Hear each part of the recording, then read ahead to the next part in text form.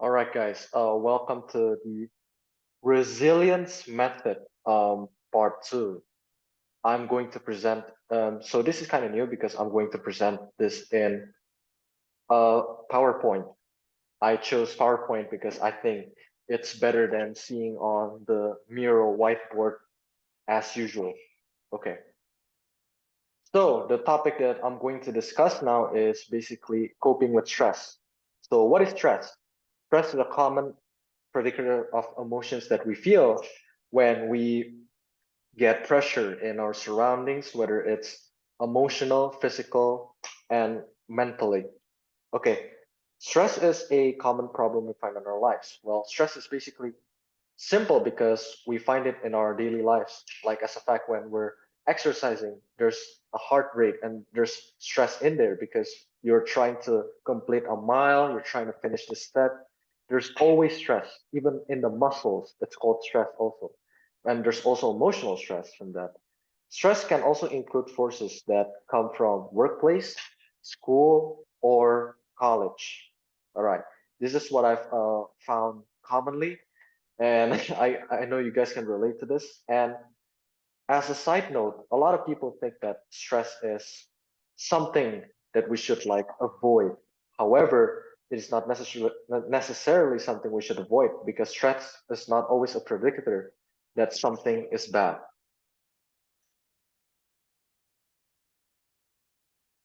Oops. All right. Looks like we're having a little bit problems. Oh, okay. All right. Oops. All right. Okay, so I'm going to dive deep into the two coping mechanisms of stress. On the left side, we have a bad coping mechanism, and on the right side, we have a good coping mechanism. Okay, bad coping mechanism from stress is usually you guys delve back again to porn-inducing habits and bottling up your stress and your emotions.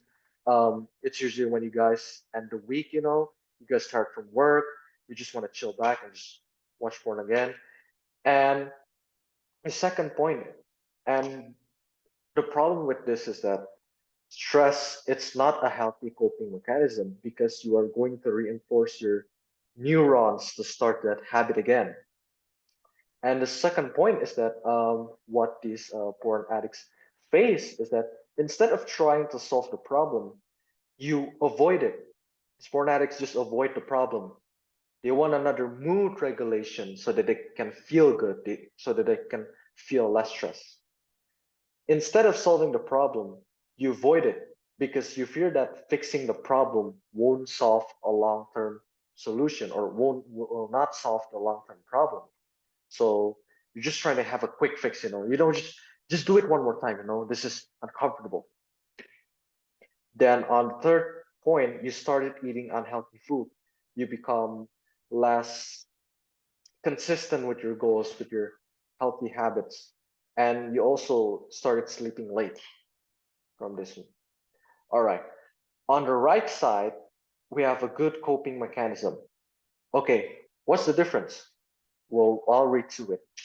Instead of diving deep into the same porn-inducing habits, you're getting off from work on a Friday night, you open a cold beer, watch porn. Instead of doing that, you decide to meditate.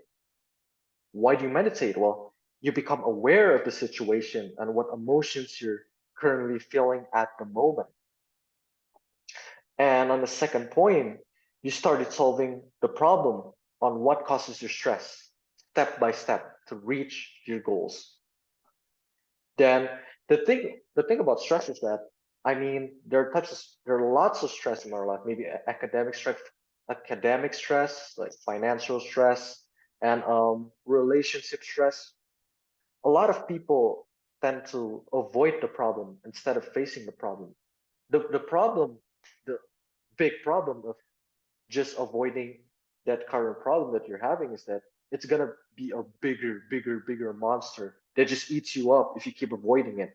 So start to learn how to solve the problems by your own.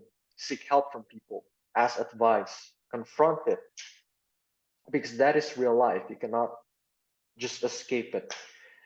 But that's okay. I have blueprint and map for you how you can try to solve your problems easily, solve your problems step by step.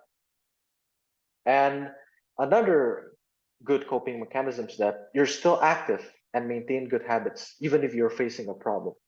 You still exercise, you still eat healthy, you still do your journaling, just checking on positive beliefs, self beliefs that you're doing.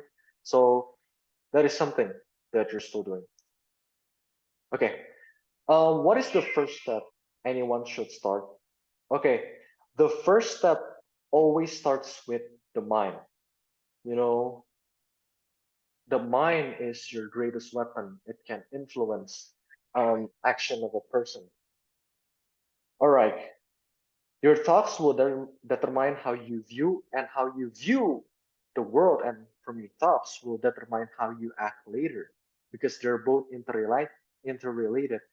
As you've seen in this graph, there's the thoughts and belief that relates to behaviors. There's experiences and memories.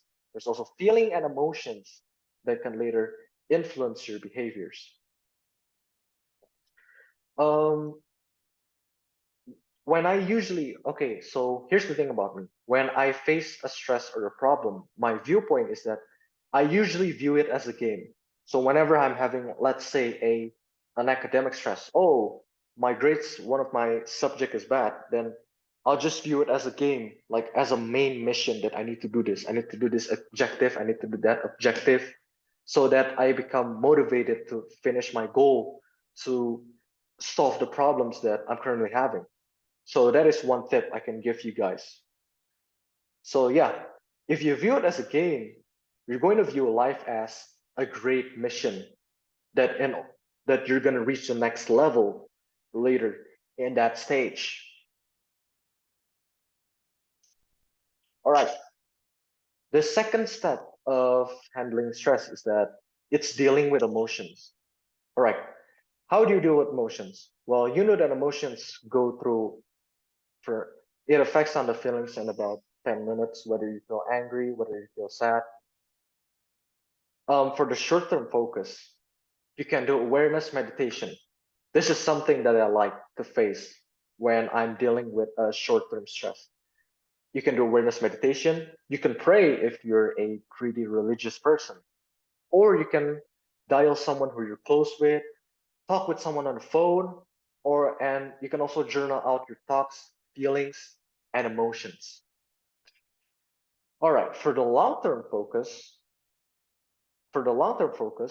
I'd like to emphasize on solving the big problem, the big monster. Because if you're having a big problem, you're having a big monster. You have to solve the problem step by step. So what I do is that I take one day to solve the stress or problems that you're facing, just one at a time. Acknowledge the fact that the emotion is just there with you. It's natural. We're all humans. We feel emotion. As long as you're taking the steps to solve the problem that you're doing, it will be great. You combine this short term focus on handling your emotions and long term focus on solving the problem step by step, you are going to be unstoppable. I know this is not going to be easy. It takes a lot of time. And I'm also still practicing the steps that I've developed over a month. And trust me, it works because I've seen the results it does. All right. The third step is from we get from thoughts, we get from feelings, and we get to behavior. All right. I'm gonna tell you a story where I used to be stressed out. Like I was a stressed high school student, man.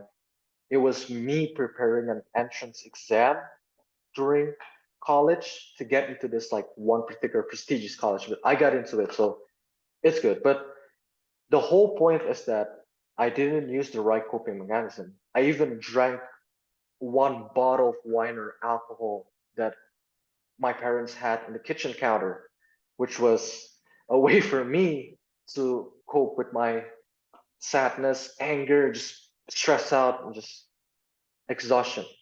All right. What would I do? Let's say if we're talking about behavior, what would I do if I repeat the same process all over again what I experienced during high school? Well, for me, is that I would try to get good sleep and seek support system through my troubles. Seeking support system through your troubles is very important as a human. No matter what individual coping mechanism techniques I've provided below, without a support system, you facing your problems, you're not gonna make it because you're one against big, like a big problem that's gonna fuck you up, just eat you right. So getting a support system is very, very crucial in this time. And it's all right to feel that way, you know? You're not alone in this stressful journey because it's good to have a support system that encourages you in your tough times. They're able to motivate you, they're able to give you that push over that you need to get through your lives. While getting a so well, okay, so when you get a support system in your behavior, do plan and prepare the solution on the problems that you're facing. Try to plan it out, write it out in any journal or any white paper. Do that while you get a support system. It will show results. And trust me, he has done a lot. All right, what is the most important step to end this video? Well, the most important step of all is basically doing it. All of the lessons I've taught you from video 1 to video 3 will not work if you just keep binging on porn and if you just keep doing the exact steps all over again without doing it. It's not going to work. You need to do it, and you need a support system to do that. I mean, I can be your support system, but there are other lots of people that can be your support system. Support system is it varies a lot. All right. Now I have a homework for you. If you're feeling stressed right now, write 3 things that you can do right now using the lessons that I've told you that can get you a step closer in solving the problems that you're currently having. I want you to accomplish this mini goals of problem, to take this action in the next step. Then I want you to write 3 coping mechanisms, short-term mechanisms when you're handling the stress. It could be something, for example, like deep breathing, awareness meditation, and journaling, whatever it takes to get your mind off the problem. My favorite one is awareness meditation and journaling because it allows me to express my thoughts and negative feelings through notes or through writing. All right, so this is the end of the presentation. Thank you for watching, and I hope it helps you all.